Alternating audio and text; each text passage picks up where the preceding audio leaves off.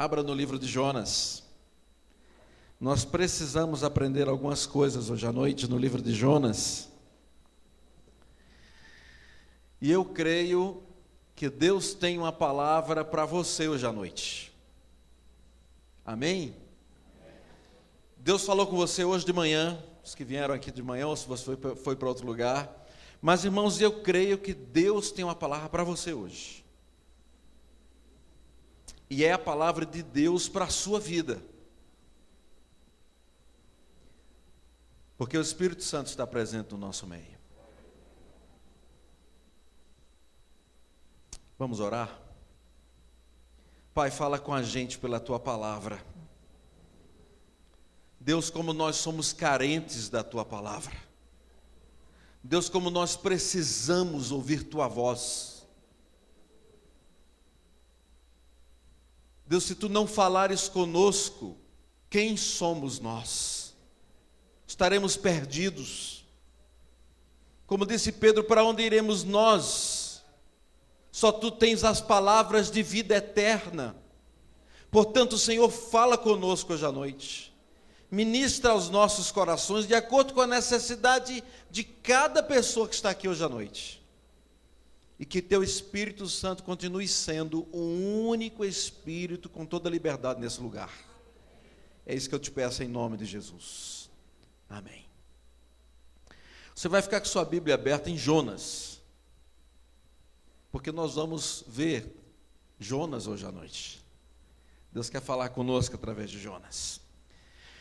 O livro de Jonas, todos nós praticamente conhecemos bem a história de Jonas. O mundo inteiro conhece Jonas muito mais pela baleia do que por Jonas. Muitas pessoas no planeta conhecem mais sobre essa baleia que engoliu Jonas, que não foi baleia, ou pode ter sido uma baleia, mas a Bíblia diz que foi um peixe, um grande peixe que engole Jonas. Mas nós vemos no livro de Jonas um conflito de vontades. Porque Deus dá uma palavra para Jonas, está logo aí no versículo 1 do capítulo 1, você pode observar, a palavra do Senhor veio a Jonas, que era filho de Amitai, e com esta ordem: vá depressa à grande cidade de Nínive e pregue contra ela, porque a sua maldade subiu até a minha presença. Deus fala com Jonas, Deus dá uma palavra para Jonas. Mas é interessante que nós vemos que Jonas é um homem que é um teólogo, é um profeta de Deus. Ele conhecia Deus, ele sabia quem era Deus. Mas Jonas, presta atenção nisso, mesmo sendo um profeta de Deus, ele foge da presença do Senhor, que é o que diz no verso 3. Mas Jonas fugiu da presença. Irmãos, vocês se lembram quando Moisés diz: Deus, se Tua presença não for conosco, nós não vamos. Jonas é um profeta ao contrário, porque aquilo que Deus pede para ele fazer, ele não faz. Jonas é um profeta que, em vez de ir ao encontro de Deus, à presença de Deus, ele foge da presença. É como se eu, pastor, ou o pastor Jesus, ou os outros pastores que estivessem aqui, ou todos nós que estamos aqui, dizemos que servimos a Deus, mas fugimos da presença. Que contradição enorme nós temos, e que Jonas, no caso, tinha, porque ele se dizia profeta de Deus, e de fato era, mas ele foge da presença. É possível, esse livro nos ensina, é possível ser um profeta de Deus, ser pastor, ser crente, mas tem muita gente que foge da presença. E essa é uma das grandes tragédias do mundo evangélico, porque o que mais temos hoje são pastores profissionais, pastores que podem pregar bem, pastores que podem ensinar bem, crentes que podem evangelizar bem, mas que muitas vezes vivem uma vida simplesmente religiosa, uma vida de fachada, uma vida profissional diante de Deus, mas não na sua presença.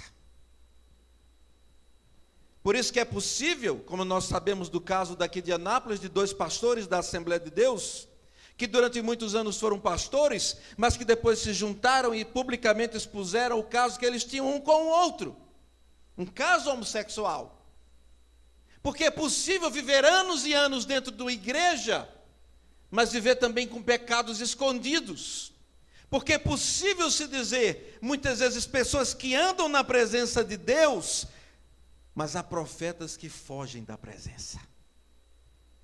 Amados, que Deus tenha misericórdia de nós, que tire nossas máscaras, que tire nossas fachadas, porque, amados, há muito crente que está na igreja, mas que não está na presença de Deus.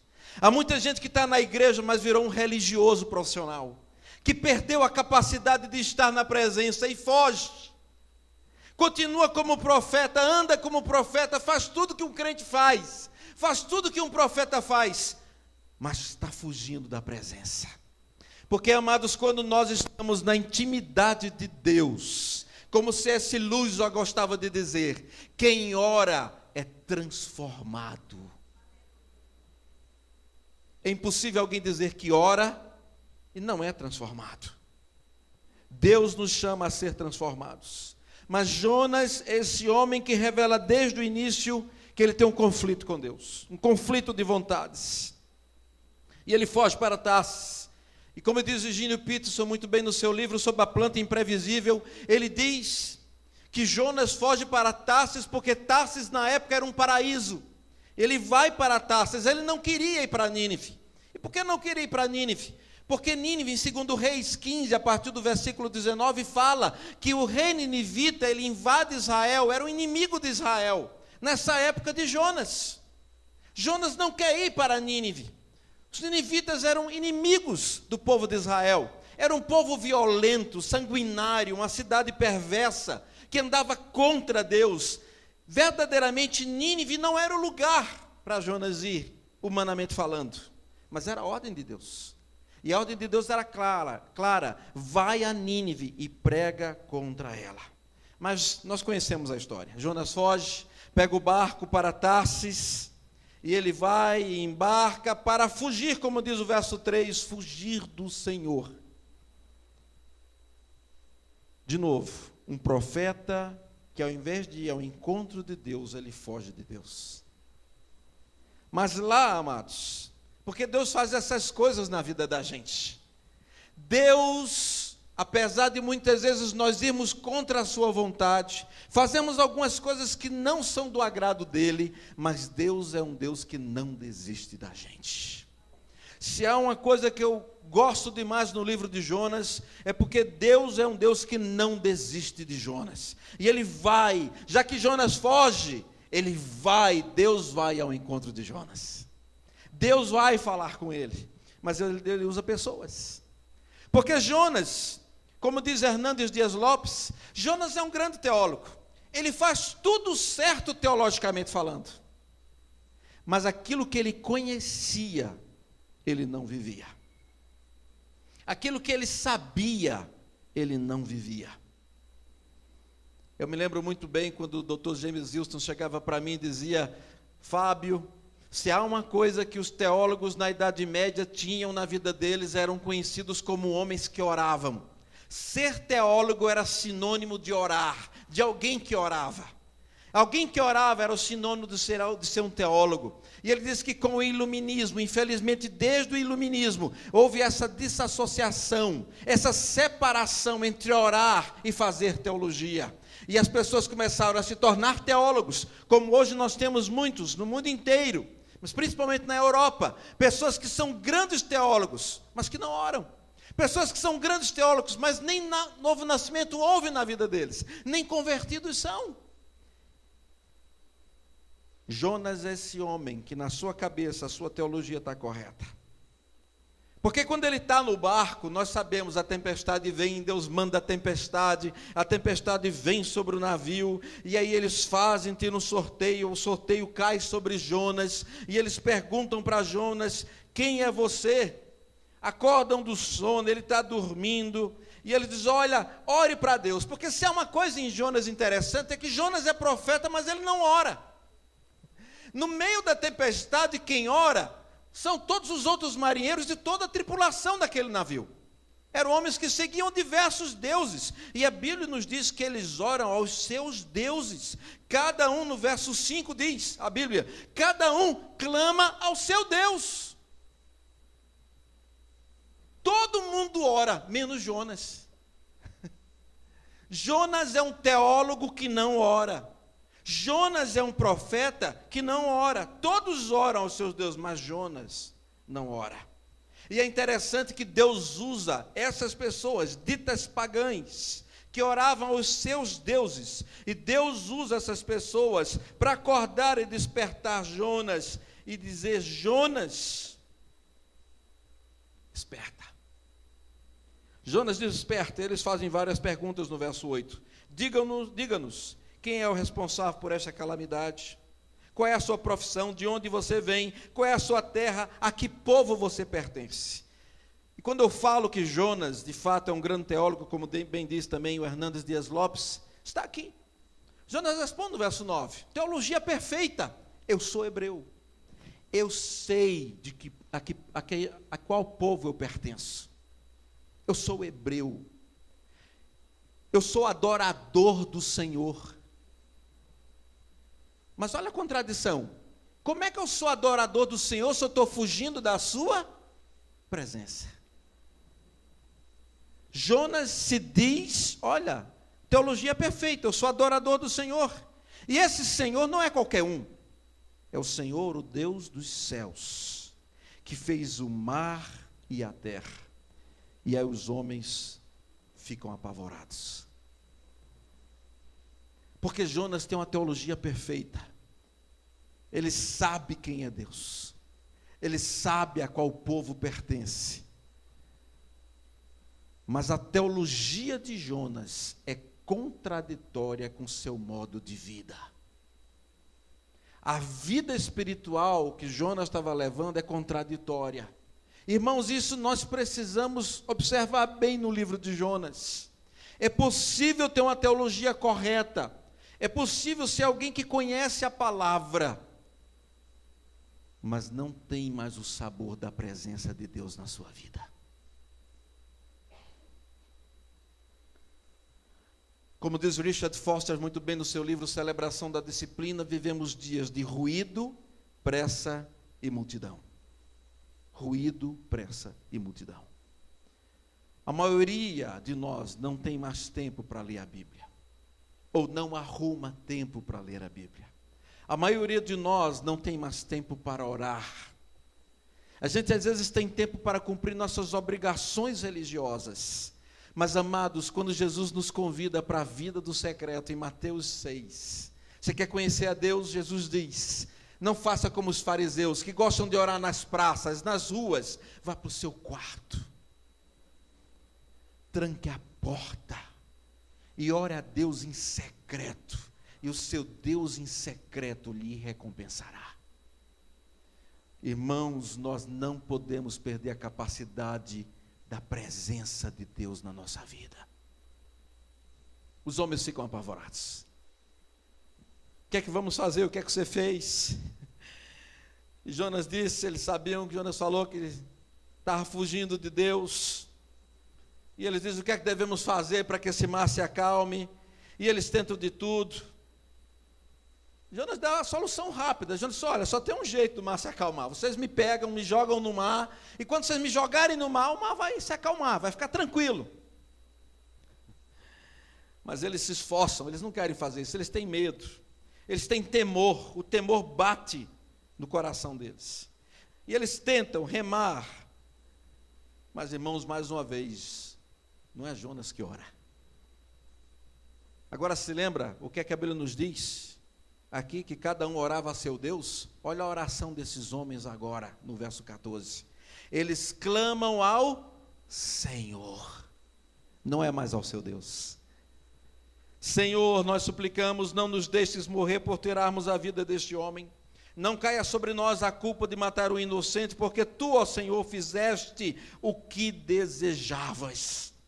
Irmãos, aqueles homens compreendem rapidinho que quem é soberano é Deus. que o Deus que Jonas dizia que era o Deus dos céus, do mar, da terra, esse Deus é maior do que os deuses deles. Naquele dia, irmãos, presta atenção, mesmo Jonas desobediente, Deus opera naquele dia.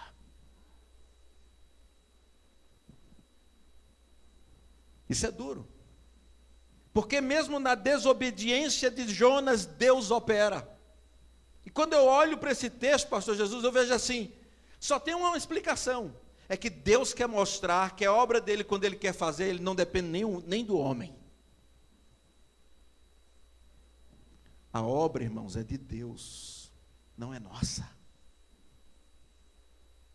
Naquele dia Deus converte aquela tripulação inteira daquele navio, para mostrar que quem faz a obra é Ele. E aqueles homens oferecem sacrifícios a Deus, e a Bíblia nos diz no verso 16, que eles lançam, verso 15, que eles lançam Jonas no mar enfurecido, e este mar se aquieta, e aqui ao ver o mar se aquietar, olha o que é que acontece, irmãos, os homens adoraram o Senhor com temor, oferecendo-lhe sacrifício e fazendo-lhe votos. Que conversão tremenda daquela tripulação toda. Porque Deus é Deus. No capítulo 2 de Jonas, nós vemos a oração. Eu não vou pegar a oração toda, mas eu só quero dizer para os irmãos que Jonas, ele era um teólogo tão profundo, que a oração inteira de Jonas, no capítulo 2, ele ora os salmos, que o peixe o engole, o leva para o fundo do mar, e ele vai para o fundo do mar, e de dentro do peixe, agora sim, o que é que diz o verso 1 do capítulo 2? Jonas ora. Agora Jonas ora. Irmãos, não é assim às vezes? Às vezes não é só pela dor mesmo, gente, que a gente ora, clama, se desespera. Eu me lembro quando um presbítero lá da igreja em Campina Grande foi sequestrado por bandidos lá de Recife. Foi colocado num porta-malas e levado para Recife. Eu chego na casa daquela irmã, e aquela irmã está desolada, em prantos, ela e as filhas todas no chão da sala, em prantos, desolada e clamando: Deus tem misericórdia. E não era povo de orar não, mas naquela hora e naquele dia oraram. Irmãos, será que é preciso Deus nos pegar sempre pela orelha e dizer: será que não basta você viver a vidinha espiritual que você está vivendo? É preciso eu lhe colocar dor, para só assim você aprender a orar? Pois é assim que Deus faz com Jonas. Jonas ora, e ele ora os salmos.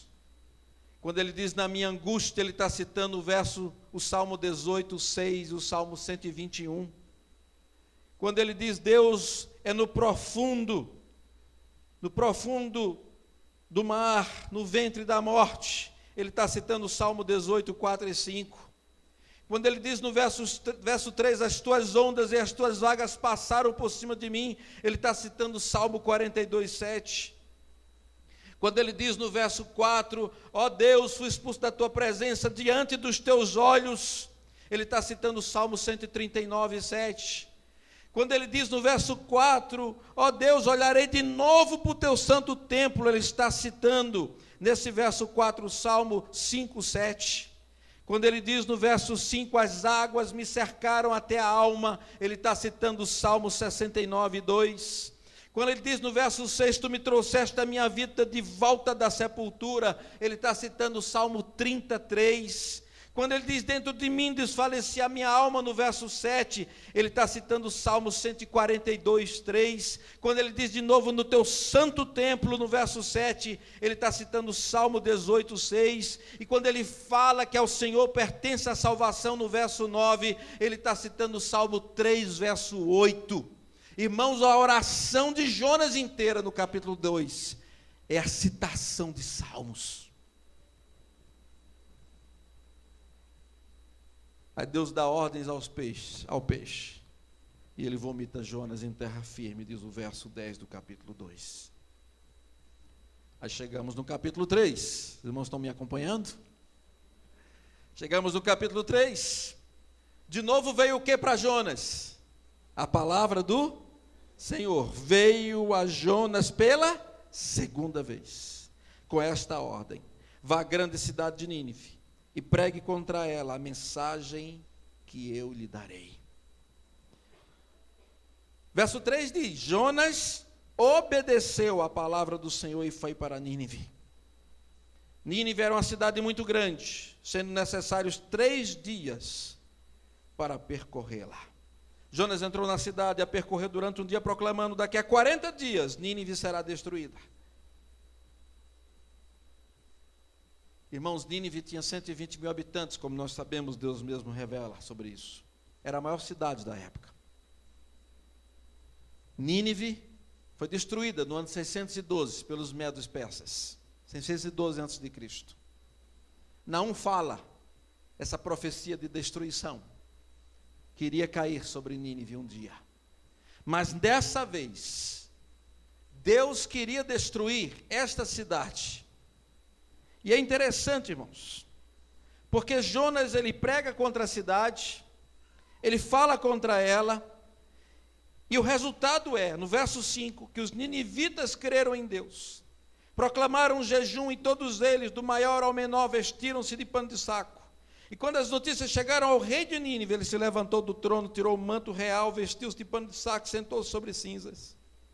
Então fez uma proclamação em Nínive: por decreto do rei e os seus nobres, não é permitido a nenhum homem, ou animal, bois ou ovelhas, provar coisa alguma, não comam nem bebam, cubram-se de pano de saco, homens e animais, e todos clamem a Deus com todas as suas forças, deixem os maus caminhos e a violência, talvez Deus se arrependa e abandone a sua ira e não sejamos destruídos. Tendo visto o que eles fizeram e como abandonaram os seus maus caminhos, Deus se arrependeu e não os destruiu como tinha ameaçado. Só que aí Jonas entra em crise, porque Deus decide não destruir Nínive.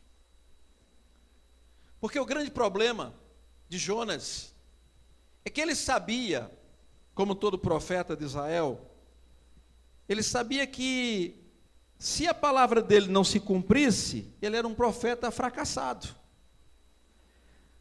Porque, amados, a Bíblia nos diz claramente de que quando o povo, um profeta, ele dava uma mensagem, Deuteronômio 18, no verso 22 diz que se o profeta proclamar em nome do Senhor uma mensagem e ela não acontecer nem se cumprir, essa mensagem não vem de Deus. Aquele profeta falou com presunção, e aí diz claramente: não tenham medo, está lá, Deuteronômio 18, 22. Então o grande problema de Jonas, ele conhecia essa palavra. Ele sabia que se ele pregasse e não se cumprisse o que ele tinha pregado, ele era um profeta fracassado. E ele fica com raiva. Mas Deus, onde é que vai ficar meu nome?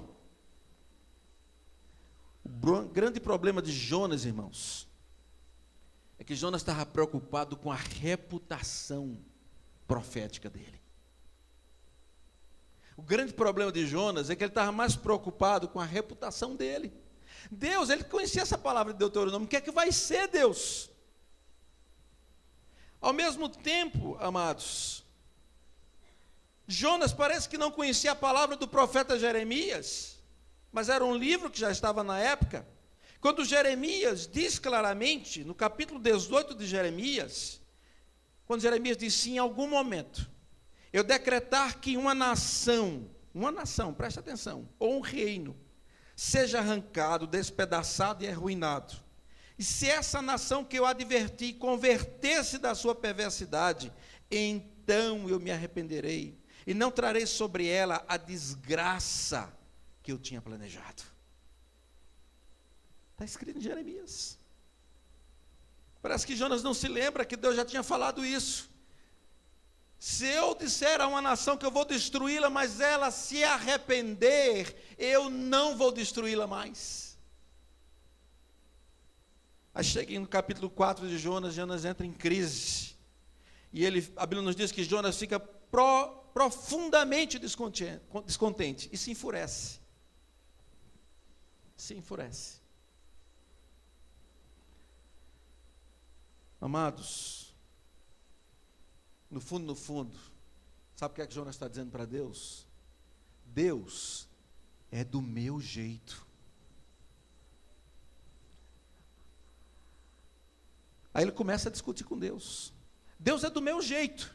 Ou tu destróis Nínive, ou nada feito. Deus tem que ser do meu jeito. Porque eu preguei. Eu preguei que a cidade ia ser destruída, agora ela tem que ser destruída. E aí começa o diálogo de Jonas com Deus. E ele ora. Ele mais uma vez ora. Capítulo 4, verso 2. Senhor, não foi por isso que eu disse, quando ainda estava em casa, foi por isso que eu me apressei para fugir para Tarsis, eu sabia, presta atenção nesse textozinho, nessa palavra, nessa frase, eu sabia que tu és Deus misericordioso e compassivo, muito paciente, cheio de amor, que prometes castigar, mas depois te arrependes. De novo, Jonas é um grande teólogo, irmãos. Ele sabe, mas como diz o Gene Peterson, Jonas sabe que Deus é um Deus compassivo, mas Jonas não conhecia graça. Jonas está dizendo de novo que ele é um grande teólogo. Ele sabe. Irmãos, uma coisa é saber, como Jó também diz, eu te conhecia só de ouvir, mas agora os meus olhos te veem. Irmãos, uma coisa é saber sobre Deus, outra coisa é conhecer Deus. É uma grande lição. Porque Jonas sabia tudo sobre Deus. Mas Jonas, em termos práticos, não conhecia o que era a misericórdia de Deus. E ele fica furioso. E ele ora no verso 3. Olha o que é que diz no verso 3. Agora, Senhor, é o seguinte, tira a minha vida, eu imploro, porque para mim é melhor morrer do que viver. De novo, Jonas está dizendo, Deus, ou é do meu jeito, ou pode tirar a minha vida. Se não é do meu jeito, pode acabar comigo, pode me matar. Irmãos, Jonas era petulante diante de Deus, ele foi petulante.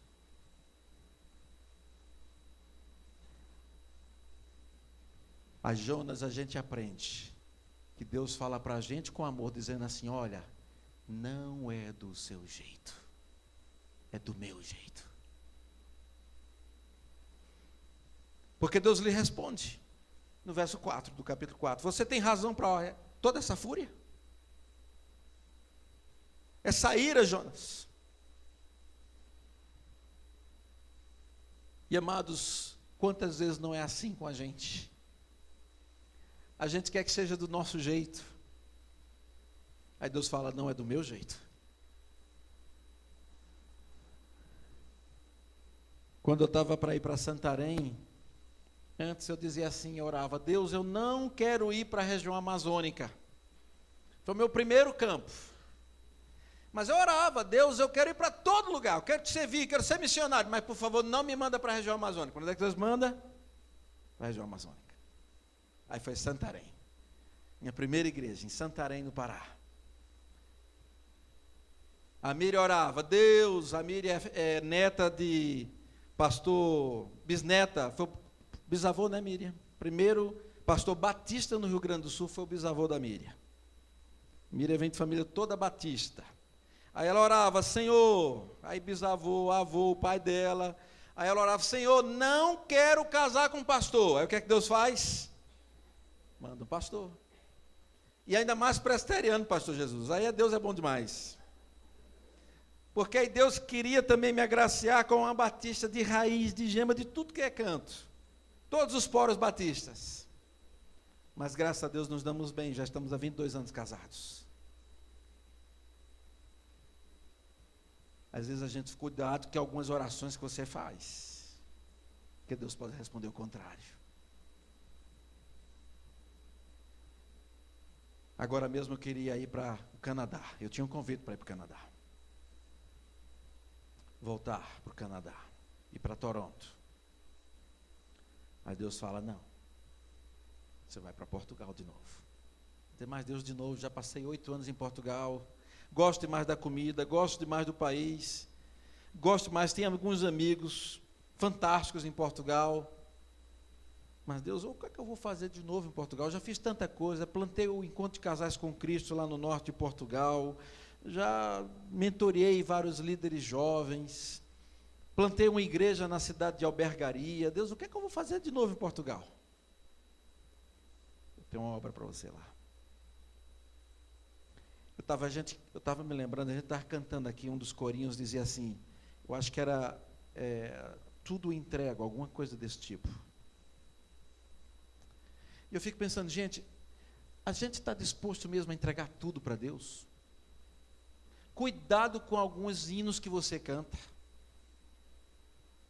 Porque às vezes a gente canta, mas parece que a gente não quer fazer aquilo que Deus quer que a gente faça. Mas amados, quando eu vejo esse diálogo de Deus com Jonas, no capítulo 4 de Jonas, eu vejo um Deus amoroso, que tem uma paciência mais do que... Olha, eu conheço há pouco tempo o pastor Jesus, né, de 3 anos para cá. Eu digo uma coisa, você é um dos homens mais pacientes que eu já conheci na minha vida. Mas olha, a paciência de Deus com Jonas, pastor Jesus, bateu a sua, viu? Porque Deus é paciente demais com esse homem. Porque Jonas se enfurece, Jonas fica chateado, bravo.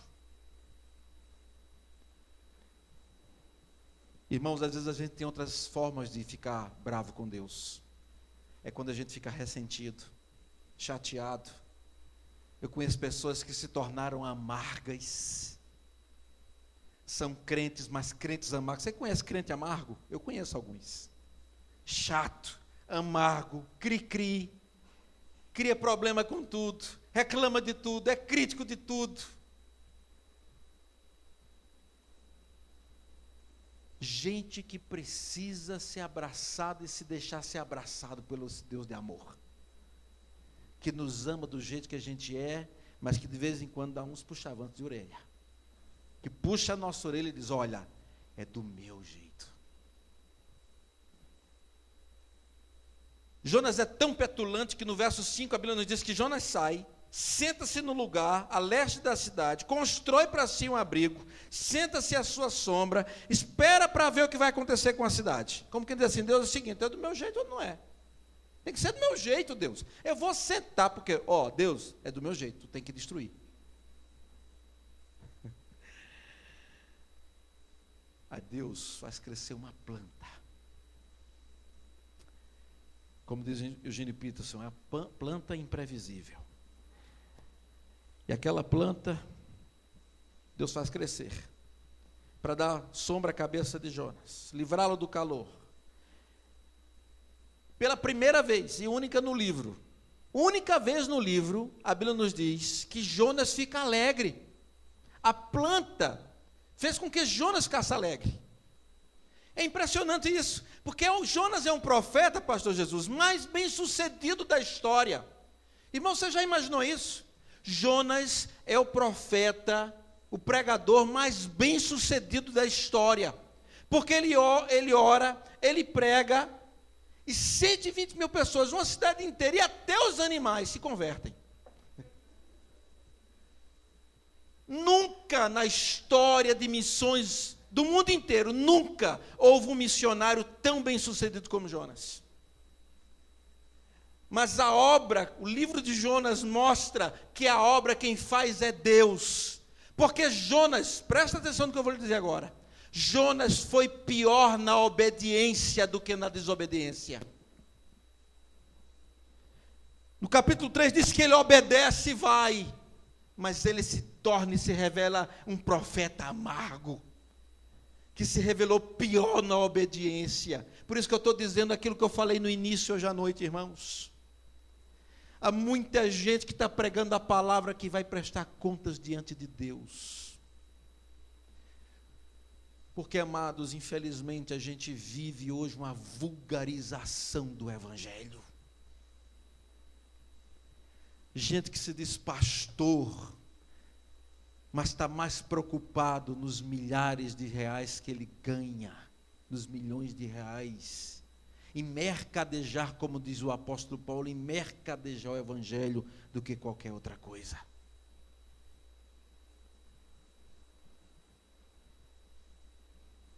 Um dia desse eu preguei numa Assembleia de Deus, aí manda mensagem pelo celular para mim, pastor, o senhor cobra? Eu fiquei imaginando, por que me fizeram essa pergunta? Porque possivelmente tem alguém que cobra. Tem alguém que diz assim, só vou se me pagar. E eu sei de muitos casos, de pastores, de cantores, de cantoras, que exigem, que dizem, só vou, e eu fico olhando, gente, o evangelho é diferente. A gente precisa voltar à simplicidade do evangelho original, em que os apóstolos não se preocupavam com quanto eles iam ganhar, o que eles iam ganhar. Me dá vontade de chorar, sinceramente, irmãos. Mas Jonas, esse cara petulante que diz, Deus é do meu jeito. Ou é do meu jeito ou me mata. Ou é do meu jeito ou nada feito. Aí Deus faz crescer a planta. Jonas se alegra com a planta, mas não se alegra com a conversão de Nínive. Porque é possível ser alguém religioso e perder a presença de Deus na sua vida. E quando a gente perde a presença de Deus, a gente troca as coisas. A gente ama mais as coisas do que a Deus.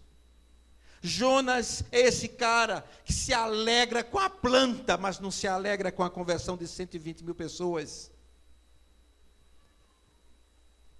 É a única vez que Jonas se alegra, pastor Jesus, é com a planta. E aí Deus traz um vento, o sol bate na cabeça de Jonas, porque Deus manda uma lagarta que ataca a planta e a planta se seca. Aí de novo Jonas, parecendo um menino mimado, diz de novo para Deus, no verso 8, é melhor morrer do que viver. E aí terminando, irmãos, Deus diz a Jonas, no verso 9, você tem alguma razão para estar tão furioso por causa da planta? Respondeu Jonas, na sua petulância, sim, eu tenho.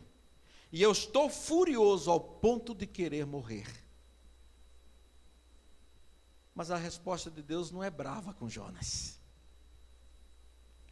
Mas o Senhor lhe disse, você tem pena dessa planta?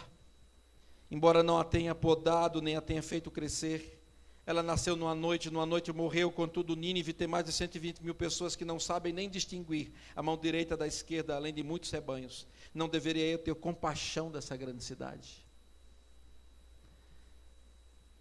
A grande lição de Deus para Jonas também nesse texto, nesse livro, é dizer, Jonas, quando você fracassa, eu continuo sem desistir de você. Porque Jonas, eu falei ainda agora, que é o missionário mais vitorioso em toda a história missionária do mundo. Ninguém superou Jonas. Mas ao mesmo tempo era o mais fracassado de todos. Porque Jonas teve grandes resultados. Porque Jonas jamais viu que o cumprimento da palavra era na graça que se estendia sobre aquela cidade, e não no juízo que deveria vir sobre ela. Por isso que quando Paulo diz que a misericórdia triunfa sobre o juízo, se cumpre literalmente na cidade de Nínive. Que Deus nos ajude. Que a graça de Deus venha sobre nós. E que quando a gente tiver nossas vontades e dizer, Deus é do meu jeito ou nada feito, a gente diga, Senhor, tem misericórdia de nós. Porque o livro de Jonas é um retrato de que Deus é um Deus soberano, Senhor da história, que age como quer, sempre com grande bondade, graça, compaixão e misericórdia. E Ele é assim com grandes cidades, mas é assim com minha história, com sua história, com minha vida, com a sua vida. Que o Senhor nos abençoe. Vamos baixar nossas cabeças.